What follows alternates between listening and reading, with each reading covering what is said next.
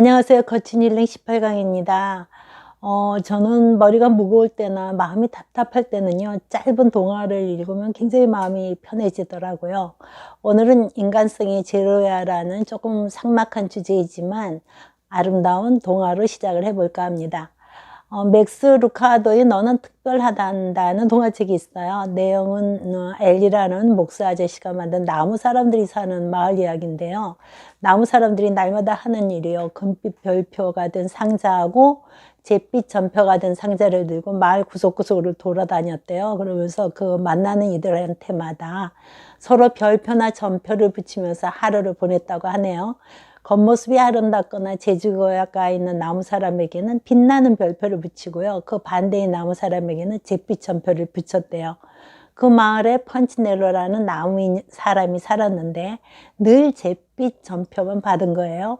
남들보다 좀 높이 뛰려고 애쓰다가 넘어지면 다른 나무 사람들이 달려와서 전표를 붙였어요. 상처가 나도 전표, 넘어져도 전표. 마을의 다른 나무 사람들이 펀치넬로는 좋은 나무 사람이 아니니까 하고 평가를 내려버렸습니다. 펀치넬로는 스스로 이렇게 또 말하게 되었죠. 아무래도 난 좋은 나무 사람이 아닌가 봐. 자, 여기까지 하고요. 별표와 전표를 붙이는 나무 사람들의 이야기를 했지만 사람들은 별표와 전표 보다 점수까지 매깁니다. 동화 이야기가 나왔으니 여러분이 너무 잘 아시는 생텍쥐베리 어린 왕자 이야기도 잠깐 할까요?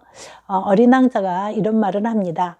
만약 어른들에게 창가에는 제라늄이 피어 있고 지붕에는 비둘기들이 놀고 있는 아름다운 분홍빛의 벽돌집을 보았어요 라고 말하면 어른들은 그 집이 어떤 집인지 관심을 갖지 않는다. 하지만 그들에게 몇십만 프랑짜리 몇 평의 집을 보았어요 라고 말하면 아, 참 좋은 집이구나 하고 감탄하고 소리친다. 어른들은 숫자를 좋아한다. 사람들은 사물이나 자연에까지 심지어는 사람들에게까지 숫자로 평가하기를 좋아합니다. 자, 동화에서 빠져나와서 잠깐 생각해 보면 사람들은 어려서부터 의식하지 못하지만 점수를 매기며 점수를 받으며 사는지도 모르겠네요. 어려서부터 받던 성적표 숫자 참 우리를 힘들게 하지 않았나요?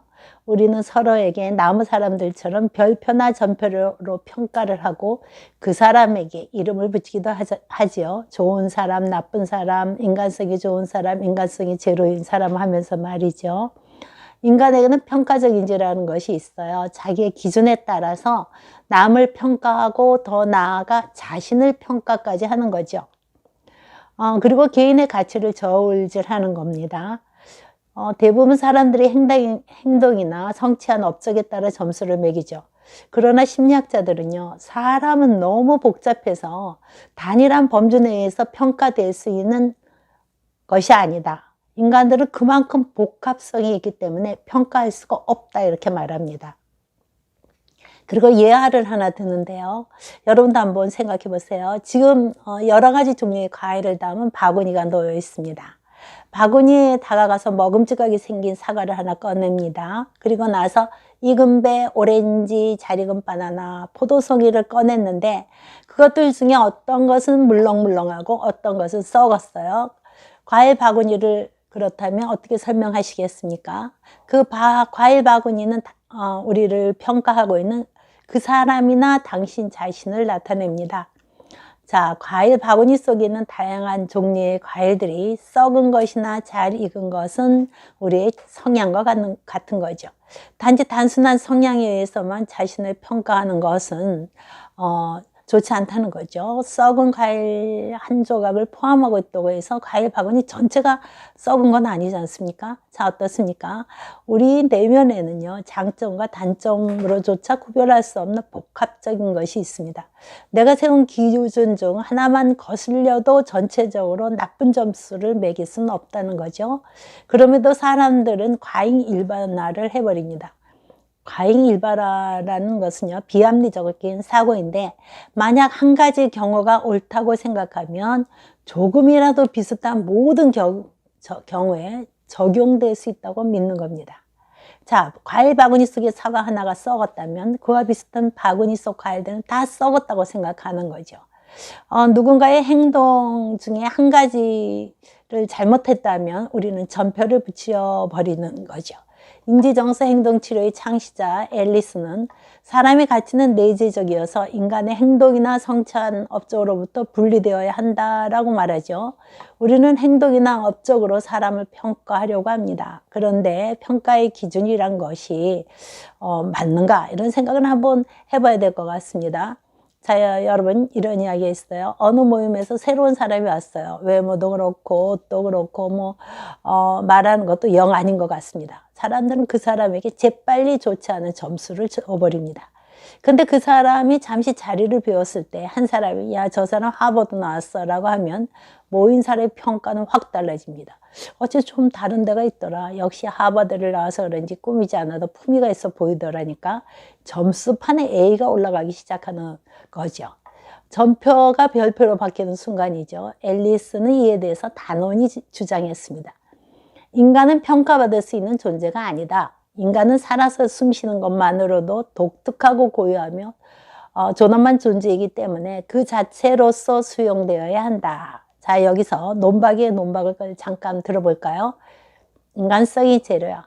그렇게 말하는 너는 인간성이 몇 점인데 점수 지겹지도 않니? 학교 지겹게 다니면서 받은 점수 왜 그렇게 좋아해? 사람에게 점수 매기는 일 즐기는 너, 점수 좋아하는 또 다른 인간인 너를 몇 점이나 줄까? 유식한 말로 하면 평가적 인지를 가진 사람들, 분란의 창조자들이라고나 할까? 너야말로 이제는 점수판 좀 던져버려. 인간성 제로라는 평가 받기 전에.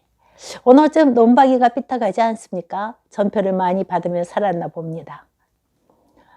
다시 맥스 루카도의 동화로 가볼까요? 전표를 붙이고 사는 펀치넬로는 아무래도 난 좋은 나무 사람이 아닌가 봐 하고 남의 평가에 따라 자신을 평가해버리고 전표가 많이 붙은 이들만 하고만 어울려 다니다가 어느 날 우연히 별표도 전표도 아무것도 붙지 않은 깨끗한 나무 사람 루시아를 만나게 됩니다. 사실 루시아에게도 많은 나무 사람들이 별표나 전표를 붙이려고 했는데 이내 떨어져 버린 거예요. 펀치넬로는 나도 정말 저렇게 되고 싶어. 어떤 누구에게도 평가받지 않고 그냥 살고 싶어 라고 생각했습니다. 그런 펀치넬로를 루시아는 자신들을 만든 엘리 아저씨에게로 데리고 갑니다. 펀치넬로는 자신을 열심히 설명하려 했어요. 전표를 받은 것을 변명하려 했던 거죠. 그런데 엘리 아저씨가 이런 말을 합니다. 얘야, 내게 변명할 필요가 없단다. 누가 너에게 별표나 전표를 붙이지? 너와 똑같은 나무 사람들이야. 펀치넬로, 남들이 어떻게 생각하느냐가 중요한 게 아니라 내가 어떻게 생각하느냐가 중요하단다. 난 내가 아주 특별하다고 생각해. 자, 엘리야가 누구인지 짐작은 하시겠죠? 창조주십니다. 우리 중에 자신이 펀치넬로이든지 펀치넬로에게 점수를 붙인 사람이든지 창조주께서는 우리에게 난 내가 아주 특별하단다고 말씀을 하십니다. 우리는 서로 다를 뿐이고 특별할 뿐이죠. 특별하다는 것은요, 머리가 좋고 똑똑하고 잘생기고 무언가 이루어놓았기 때문은 아니죠. 너는 너이기 때문에 특별하단다. 특별함에는 어떤 자격도 없으며 너라는 이유만으로 충분하다는 것입니다. 자, 이번 주에는 가족들과 함께 동화를 읽으시면서 보내시면 어떨까요? 다음 주에 뵙겠습니다. 감사합니다.